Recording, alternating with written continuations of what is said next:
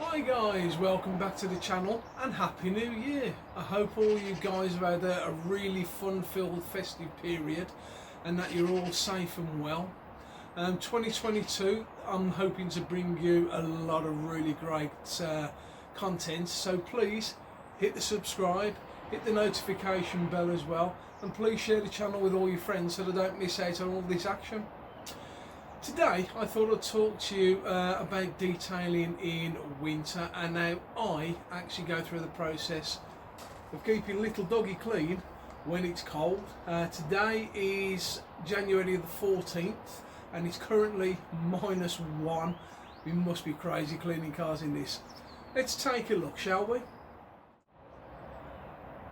So, as I'm sure you all know, winter means frost and ice.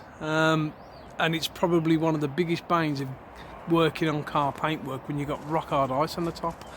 First top tip of the day: if it's a beautiful sunny day like it is today, park it in the sun. And it does help soften all the frost that's on the top of the car. Obviously, if it's not a sunny day, we'll go to plan B. And literally, plan B is nothing more than a bottle of lukewarm water, just a little bit over the surface, will help get that frost softened and melted. Now, you need to be mindful of the fact that warm water will freeze quicker than cold. So once you've got it on there and melted, you've got to start moving quickly. So first up is going to be the wheel arch linings and tyres. The wheel arches take an absolute battering during winter, and you really don't want to be keeping built up road salt inside those liners. Same goes for your tyres. The salt will stick to your tyres and deteriorate the dressing that's on there, so it's always good practice to keep them as clean as you possibly can. All I'm going to use today is a citrus APC, which is from Valeting Products, and a couple of brushes just to get it agitated. And there's no real secret to it. Get your chemical in there.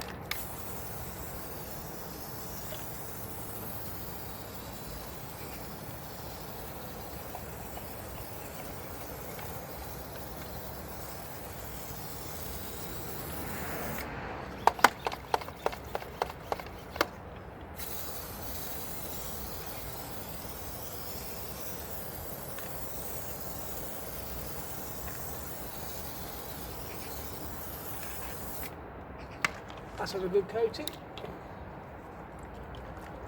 Brush with just clean warm water and get in there and work it.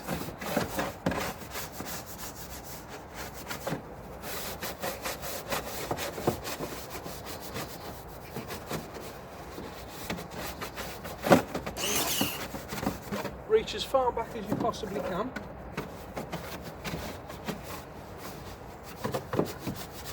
And try and get as much of the dirt off as you can.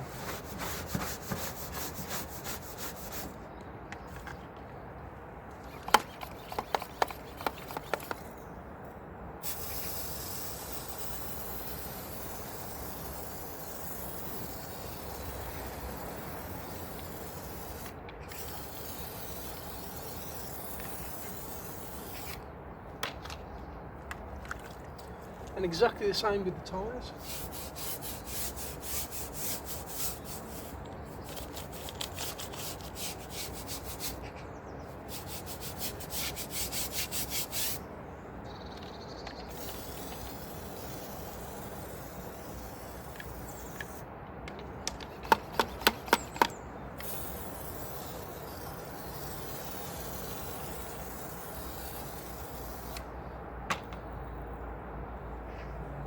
Look at the colour of that already, that's one arch.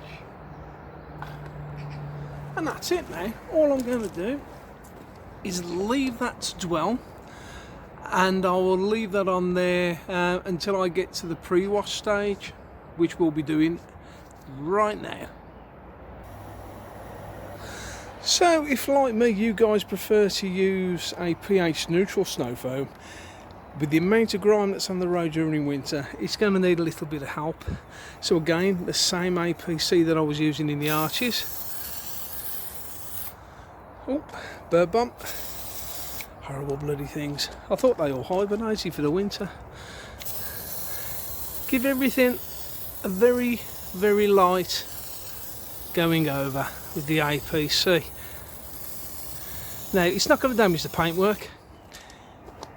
It may have a detrimental effect on the LSP, but with this sort of process it's going to be slight. What we're doing here is just allowing the APC to get in there and start softening and breaking down that dirt prior to the snow foam. Look at the back of this. Grimy as anything. Good grief.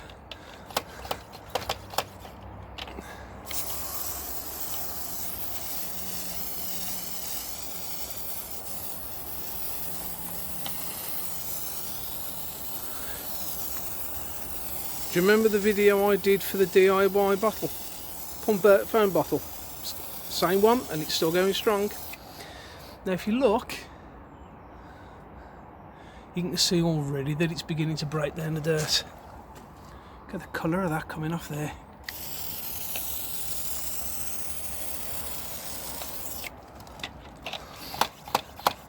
You could actually use the dedicated pre-wash as well, but this tends to do just as good a job, and has so many other, look at that, and has so many other uses as well. I mean, I've got this diluted 8 to 1. If you want to use it on interiors, use it 20 to 1, and that's including fabrics as well. Get some on that tailpipe as well.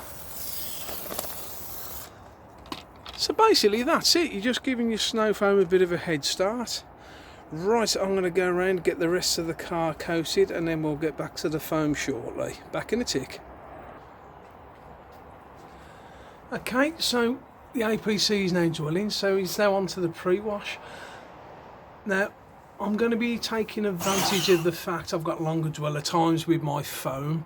So I'll be cleaning the wheels whilst the foam is actually sitting on the car. Wheels have already had a quick light spraying of my preferred wheel cleaner. So it's just going to be a thick blanket of foam and then crack on with cleaning the wheels.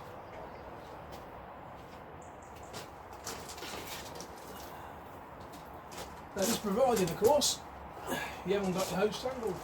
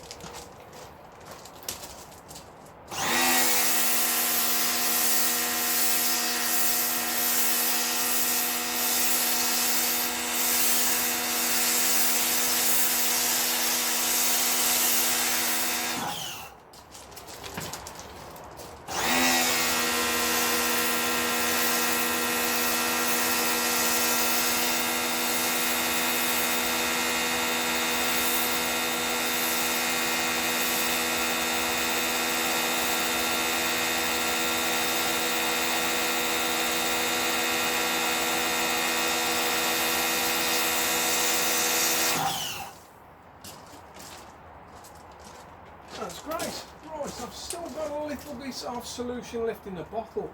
So if I do need to reapply it again because it's coming off the car, then I've got something ready to go. Now, you have noticed I've foamed the wheels as well, and yes, I will be cleaning the wheels with that foam on.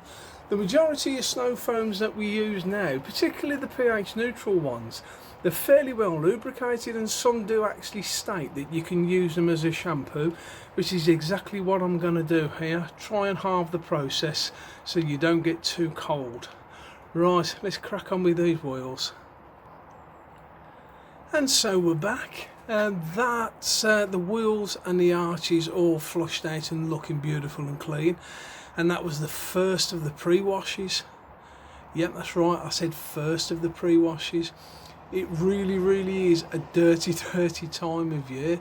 So don't forget, all the places that you normally go over with your detailing brush, brushing out all the crevices, they're going to be full of dirt too. The idea behind this is that you pre-wash it first to remove the majority of that build-up, and then you go at it again for the purpose of using your brush. This should stop the transfer of dust from all those little tight nooks and crannies and spreading it all over the paintwork. I understand a lot of people would just rather go in during the snow foam stage, but trust me, this really is a lot safer to do, and you're not moving dirt from A to B because you've already blasted the majority of it away. So here we go again, on with the next pre-wash. So like I said, this snow foam is actually reasonably well lubricated, so I'm not going to be using a separate cleaner for doing the nooks and crannies. Again, this is Valeting Products Cherry Snow Foam, and it's mixed, I don't know the ratio offhand, it's 200ml of product to 800ml of water.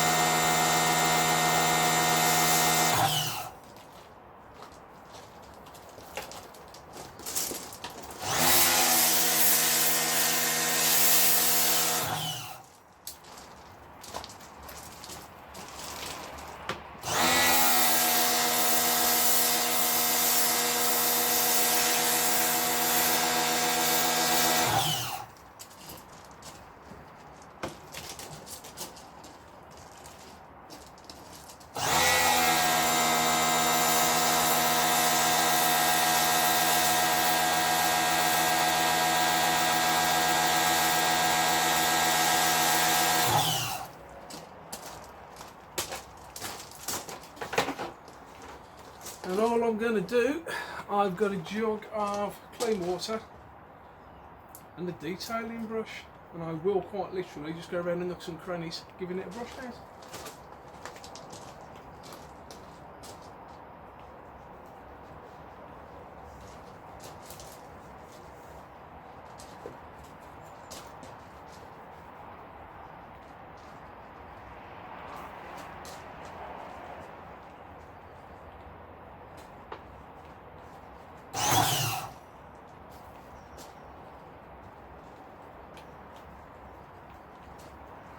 Now you imagine if I hadn't done the pre-wash before doing this stage, or if I did it during the pre-wash stage, you've still got sitting dirt on the car, going backwards and forwards, you're rubbing it into everything that's around it.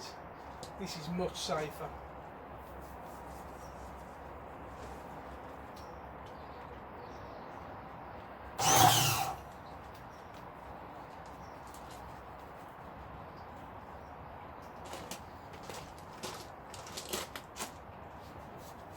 As any material owner would let you know, this little crevice here absolutely stores tons and tons of dirt.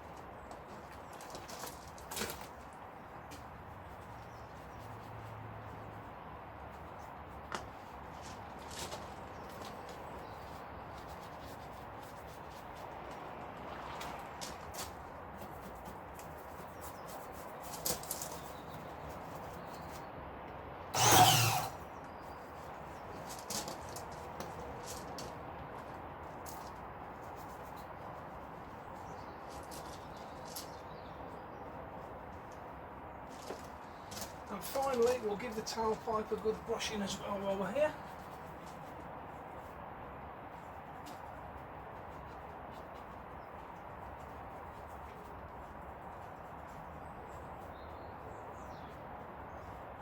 That's it. Right. I'm going to change this water now, and I'll go and do the other side and the front of the vehicle. Not rocket science, is it, guys? And trust me, this method will ensure that you're transferring far less dirt than doing it the old way. Okay, so pre-wash is now done. I've got to be honest, adding that APC as a pre-wash really made a huge difference. So now we're moving on to the wash stage. I'm not going to waffle too long because you've seen me do this a million times before, but shampoo in the foam lance. Today I'm using Poorboys World Super Slick and Wax just to get a little bit of extra protection on there. It's going to be applied directly to the car, and well, you'll see as I go how I wash.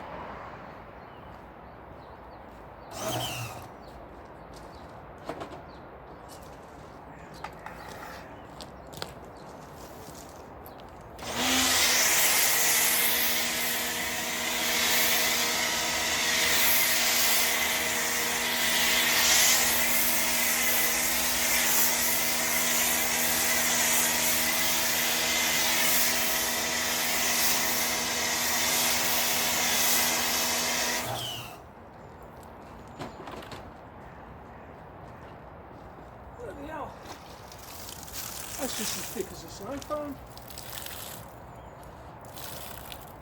Now, you've seen me do this before a lot if you have, but for those of you who are new to the channel, this is called the foam cannon wash method. You'll sometimes hear me refer to it as the White House wash method because it's the method I use the most.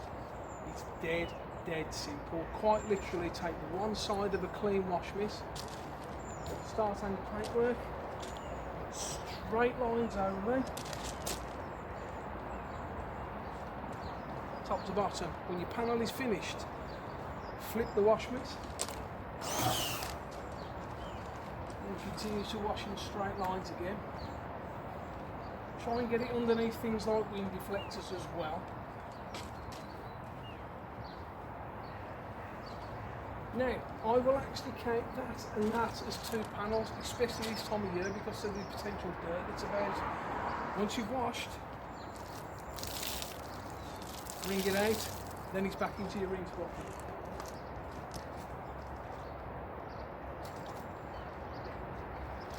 Agitate it against your rinse guard, your grip guard,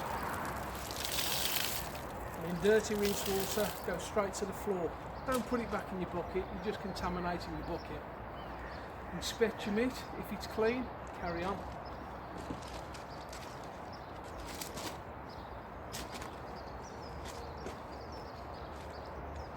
Now, 3/4 of the way down to the panel, I know this is going to be the dirtiest part. Flip your mitt again.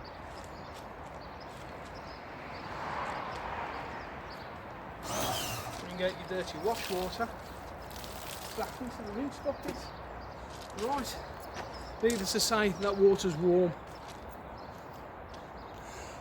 I'm going to crack on getting the rest of the car done, and I'll be back to you shortly. So that's the wash stage now completed. Now we've got to start thinking about a little bit of protection. Now, you guys know that I like using rinse sealants. I think they're absolutely fantastic. Today I'm going to be revisiting one that I reviewed a while back. This is from Quattro Automotive and I think it's called Turbo. It seems to give exactly the same longevity than all the other supposed SiO2 ones. I reviewed Easy SI Max a while ago now, and to be honest with you, it lasted about 2 weeks. First week was fairly strong performance. Second week it was okay. You could tell there was protection there, but not a great deal of it. So we're going to crack on and get this on the car.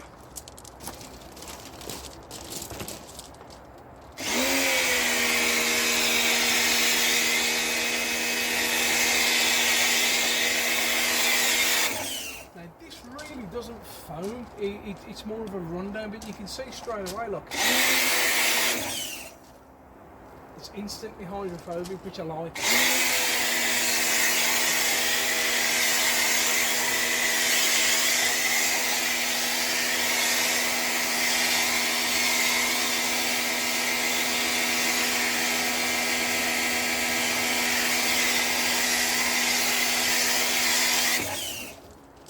Right, that is going to sit and dwell for 5 minutes, and I'll be back once I've got it rinsed off. We're also going to use a rinse sealant to give a little bit of extra protection to the wheels as well.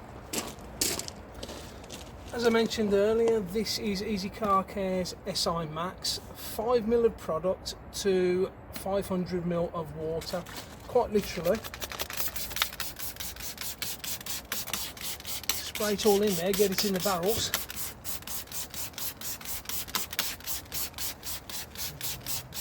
All over the wheel faces. Leave it to dwell for 5 minutes, then rinse off. A word of caution if you're doing this, avoid your brakes. Right, so we're now getting into the home straight. We've pre-washed the car, we've cleaned the wheels, we've given it a darn good wash, and we've protected it with some rinse sealant. So now we're moving on to the drying stage. Now, as you can see, I've got 2 towels there. Nice, big, thick, plush 1200 GSM pole towel for the paintwork. And that little black cloth there is going to be for the door shuts. So, let's crack on. So quite literally, because I want to keep marring down to a minimum, drop the towel onto the paint, lift it off, water's gone.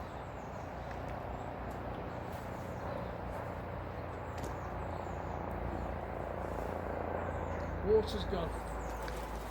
Trying to minimise the backwards and forwards movements as much as you possibly can to keep swells to a minimum.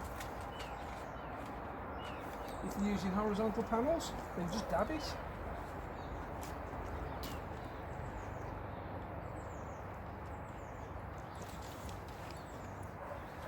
I really tried hard not to put any marks into this paint in the 12 months that I've had it. Actually 13 months now. And I've done well so far. There isn't a single swirl or wash mar on there, which I'm proud about. So let's move on to this fella now. So what's with the door shuts then, Craig? Well, take a cloth, get them dry.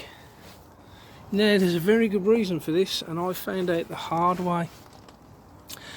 Come up just over the weekend, the door was shut and I couldn't actually get it open because these fellas had frozen to there. So lesson learned on that one, guys. Always dry your door shuts off. Plus it looks nice as well, it finishes them off properly, which is good. There you go. Dry door shuts and no more frozen out of the car.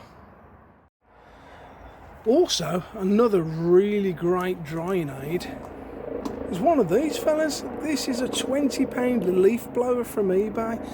It's not the most powerful thing in the world, but when it comes to drying,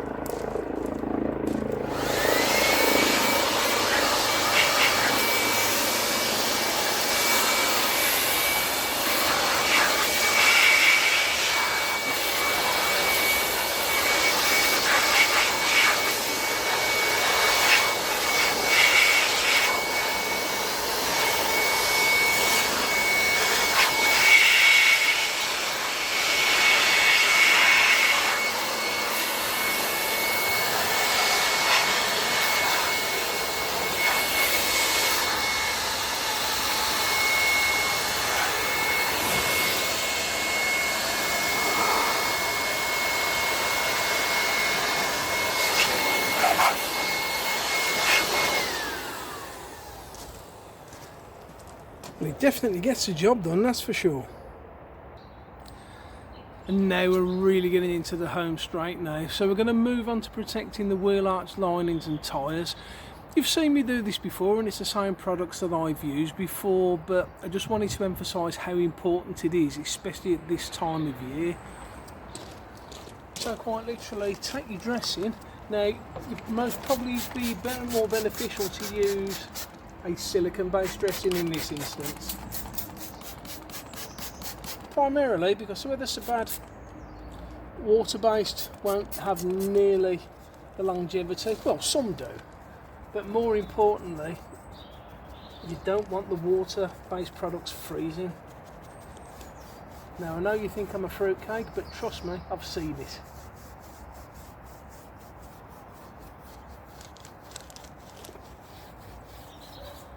Many a time I've seen people use water based dressings, particularly on door shut seals like I've just showed you, in an attempt to stop them from freezing in winter, and guess what? They freeze just as easily. You can use a silicone based dressing inside the door shut rubbers. In fairness, if you keep them dry, you're not really going to have much of an issue. There we go, look at that. That's it there.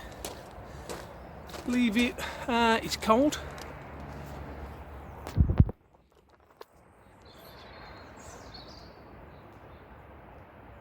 Sorry about that, folks. Phone kind of flipped out then. So that's it. I'm just going to leave it now to cure. It's really cold, so I'm going to leave it at least 15 minutes before I go driving off anywhere. And so now finally we're moving on to glass. Now for those of us that haven't or don't have any sort of glass sealant, try and pick up a glass cleaner that has a little bit of protection in it. I reviewed this not long before Christmas, and in fairness, it's not too bad. On the windscreen, it was pretty useless. The screen wash managed to decimate it in seconds, but on the side glass, it was okay. Direct onto the cloth, it's a fish scale microfiber cloth, quite literally. Wipe across. You do kind of treat it like a coating with its application, so use it in a lattice pattern if you can. Give it a few seconds to cure, flip to a dry side, and off it comes. Protection wise, in my experience, you're looking between washes a week, maybe 2 weeks. Don't expect to get much more than that from it. But for a maintenance product, it's okay. It's not too bad at all. Certainly help give a bit of protection anyway. And finally, just as you're packing up, think about your kit as well, particularly pressure washers and water supplies. I don't have an external tap here, so I have to rely on a 200 litre water bowser. Not necessarily a big deal because the water that comes into the house is filtered, so theoretically I'm washing with filtered water. Very posh, isn't it? But you do need to try and get the excess water from your pressure washer.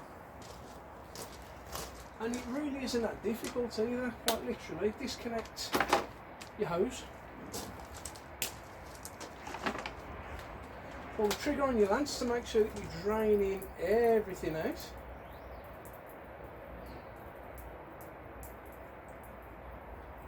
Oh, great, that holds a lot of water, doesn't it? Plus my prostate to shame. And finally disconnect your water supply. Now, as you can see, I'm still switched on. So turn that fella off. And have it pointing up. Actually no, idiot.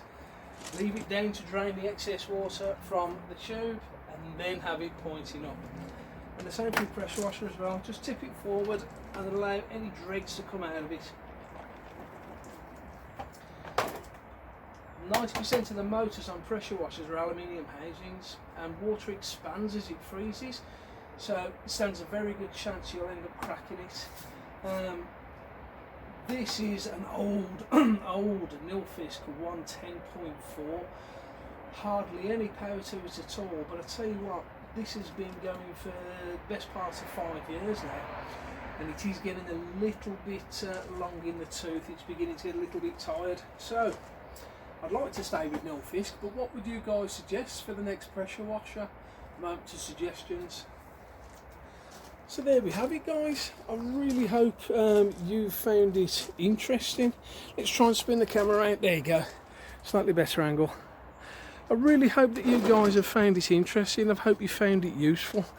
I'm not necessarily saying this is how you should detail your car during winter. I'm just saying that this is how I detail my car through the winter, and it works for me. It really does. There we go. Guys, thanks ever so much for watching. If you haven't already, please subscribe, because I've got some great content coming up very, very soon. Until the next time, guys, look after yourselves and keep it shiny.